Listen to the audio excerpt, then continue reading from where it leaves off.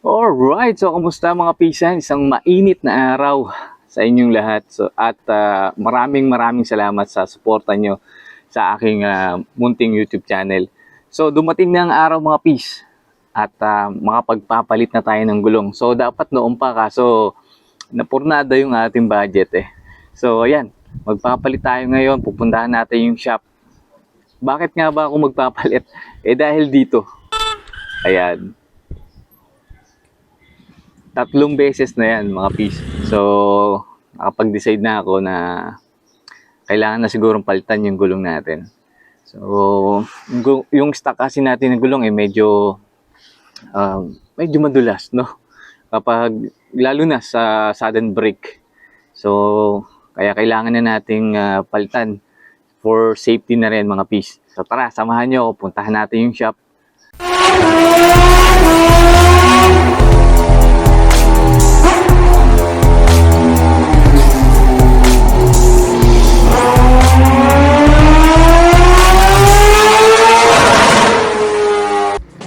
Okay, nakarating na tayo sa shop. Ayun na yung aking mahiwagang motor. So, Migo Moto mga pis.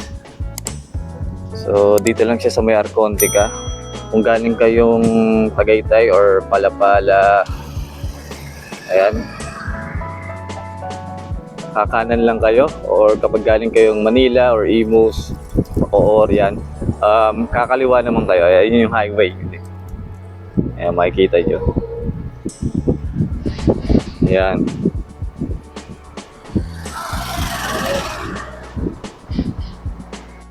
So ito yung mga available nilang gulong, no? Maxxis, Quick, Power Tire, V-Rubber, Sobek Tires, Seat, Beast, Pirelli, Sapphire, saka Cineos. So discounted prices yan mga pis.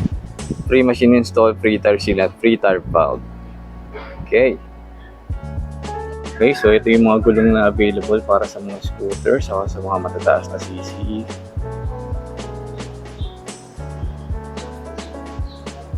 May MRF din. Ayan. Sa mga underbone, meron din sila. Ayan. Ito.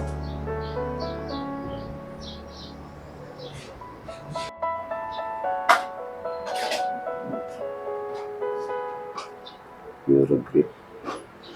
Cineos. Ayan. Pirelli, Phoenix, baka nandito na yung mga gulong na hinahanap niyo mga fish, no? Meron din pag big bike, ayan, 160, Eurogrip, Pirelli, ayan. At sabi ni Kuya, mas maganda daw yung Seat. In-offer niya or recommended niya yung Seat na gulong, no? Na 150 kaysa sa Cineos kasi radial na daw siya. Mas ano siya, mas over specs, mas tatagal. Okay, so ito mga piece, no? Ang gulong. Maganda talaga siya. Indian brand daw. Makakit. Seat. Zoom. Ayan.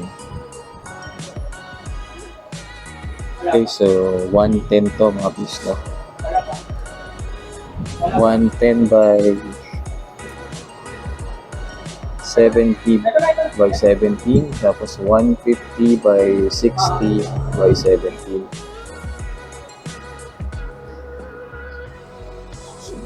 Pogi niya eh.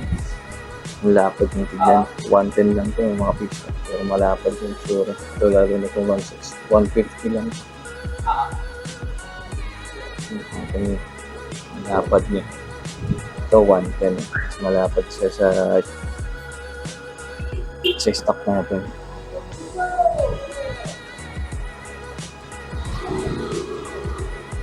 Okay, so mga pis, simula na ang ating motor na pagkakas ng gulong.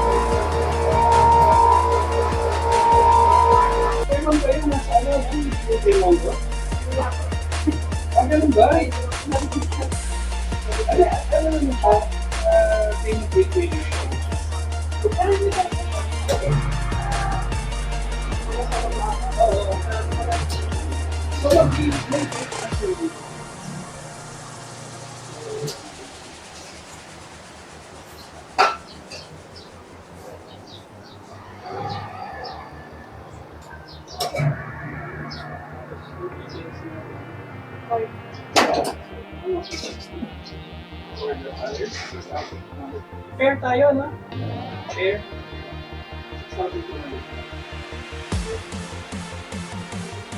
Yan.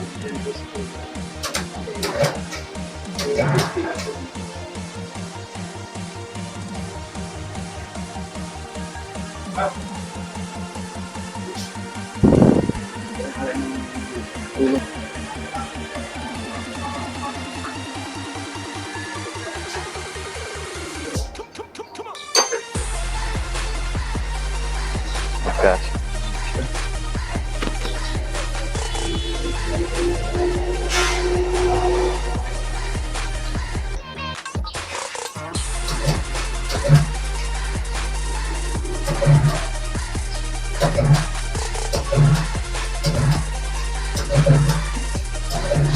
Okay, so mga pis na test drive ko na. Ayos yung bago na yung gulong natin at makapit. Then sa likod. Ito yung sa harap.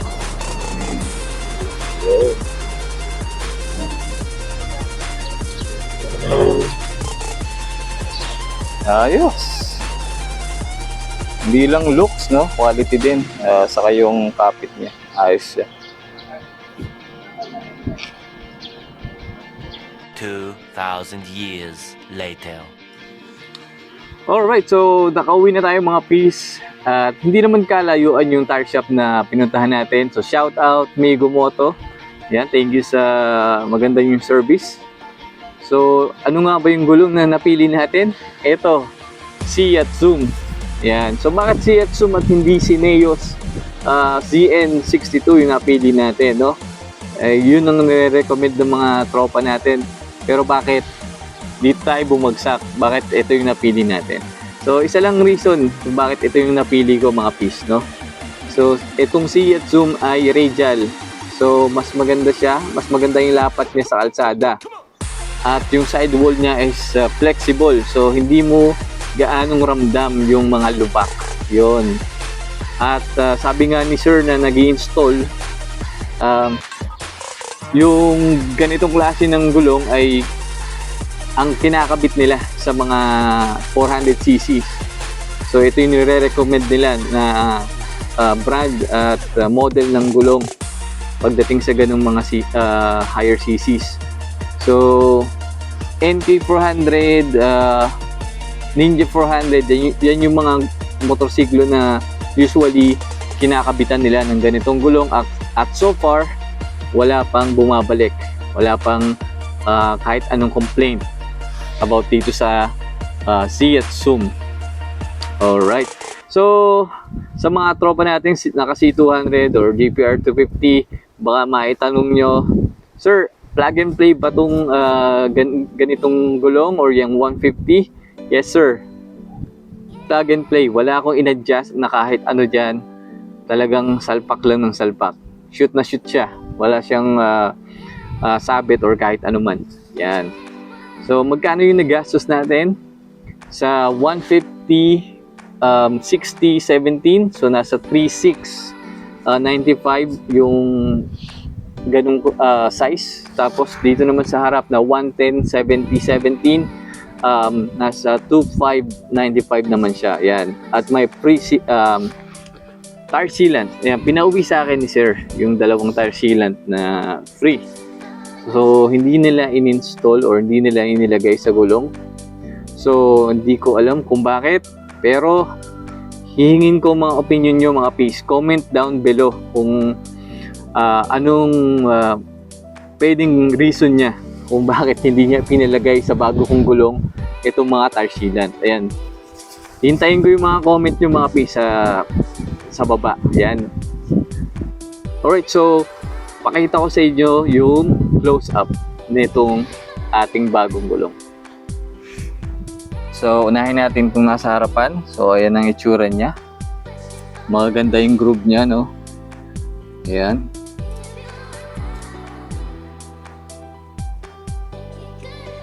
Seat Zoom.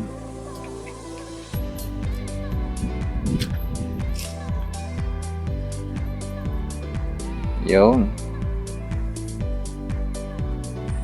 At punta tayo sa likod. So ito naman yung itsura ng rear tire. Yan.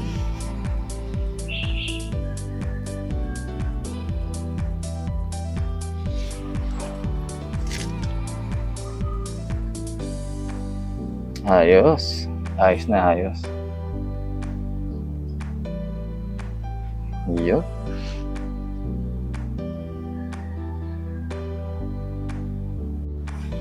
Alright.